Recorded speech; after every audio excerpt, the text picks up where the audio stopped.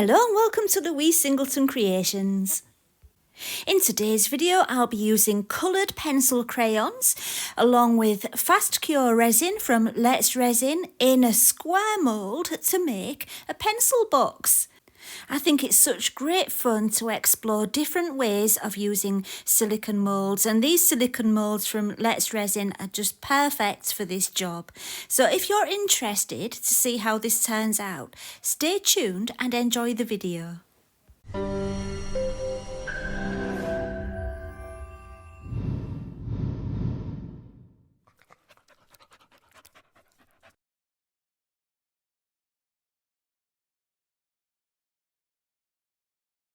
The mould I'll be using today is the medium square mould from my 9-piece square mould box from Let's Resin.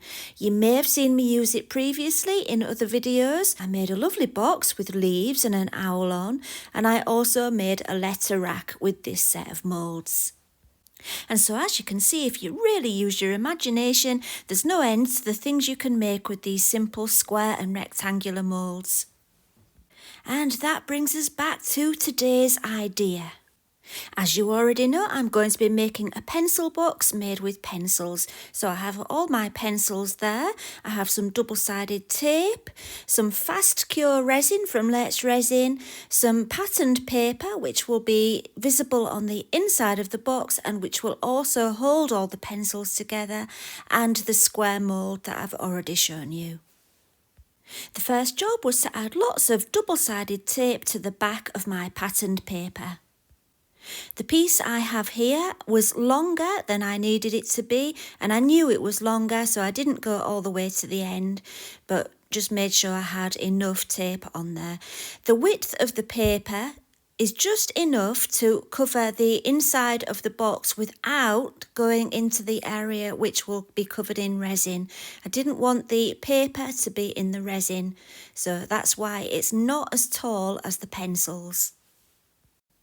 Once the double-sided tape was on and the protective backing was taken off, I arranged 10 pencils onto the paper, making sure the paper was in the middle and there was an equal space at each end of the pencil.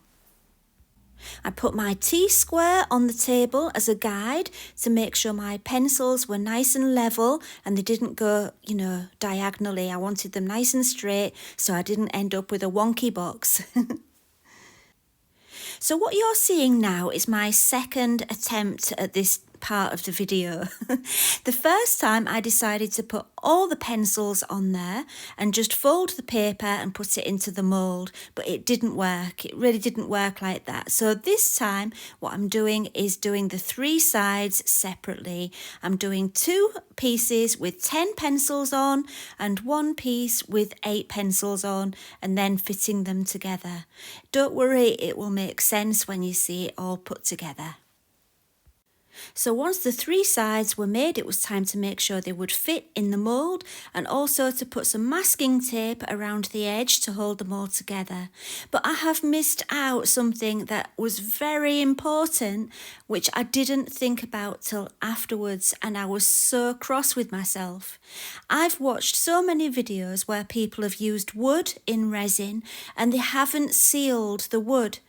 And at the time I'm watching it, I'm sat there saying, seal the wood, don't put that in resin without sealing it.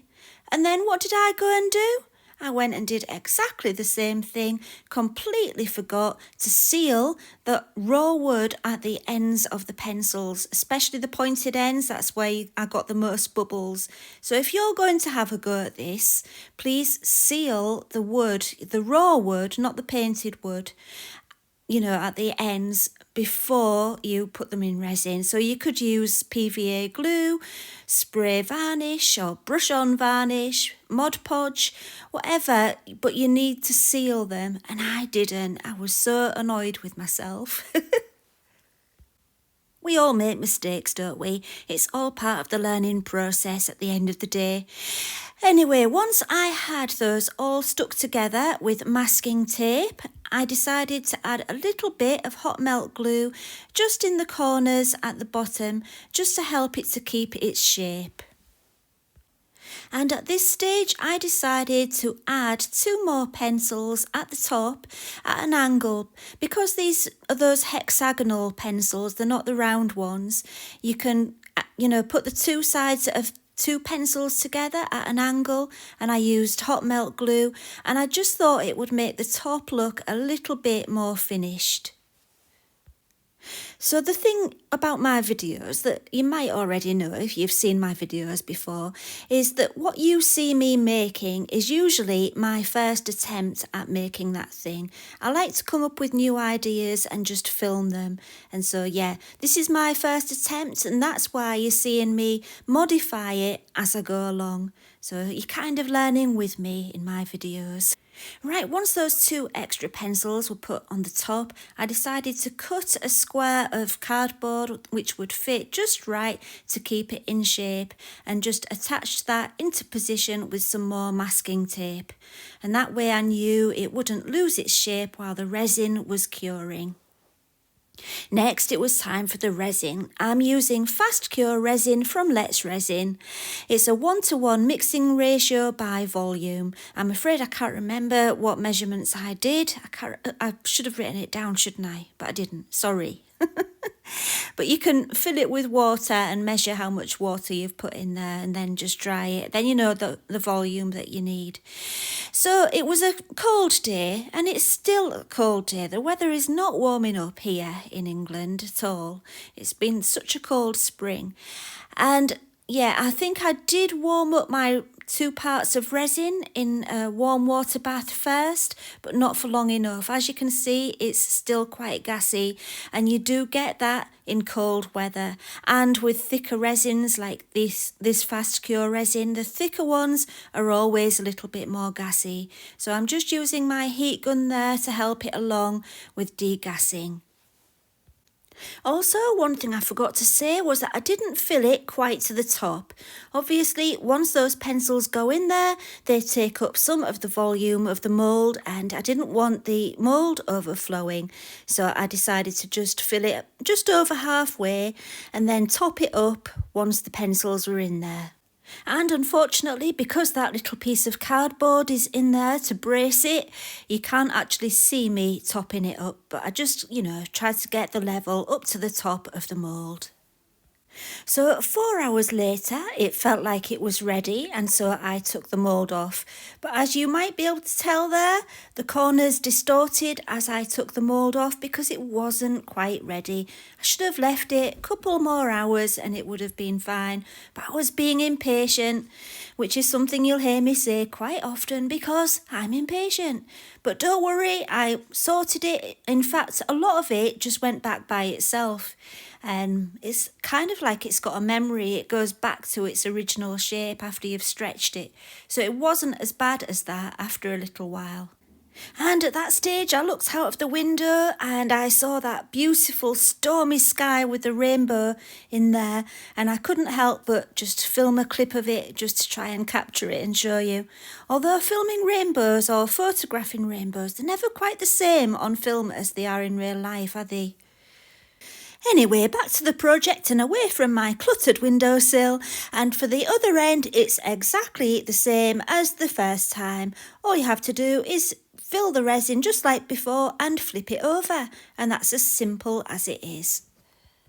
So the other end didn't turn out quite so well, which you are about to see, but don't worry, these mistakes are good when they happen on video because I can show you how I made them better. So let's have a look.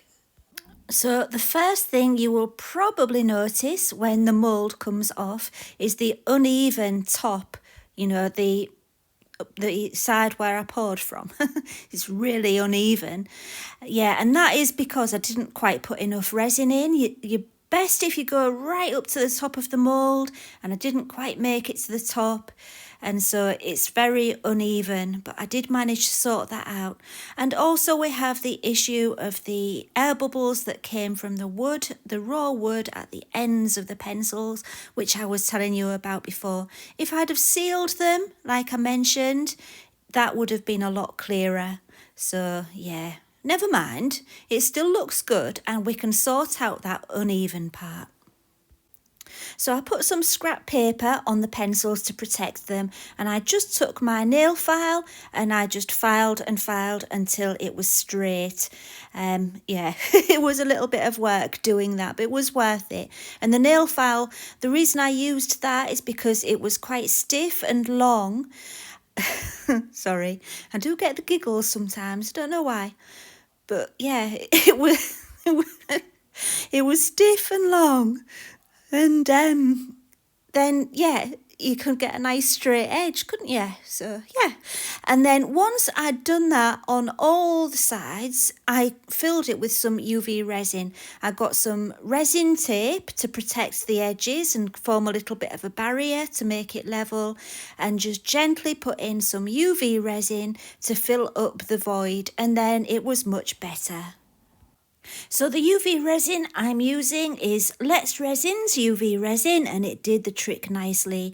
And once I'd put it in there, I just used my micro brush to make sure it was all moved around and it was all nice and level before using my UV lamp, also from Let's Resin, as just about everything is today, and cured it for a couple of minutes.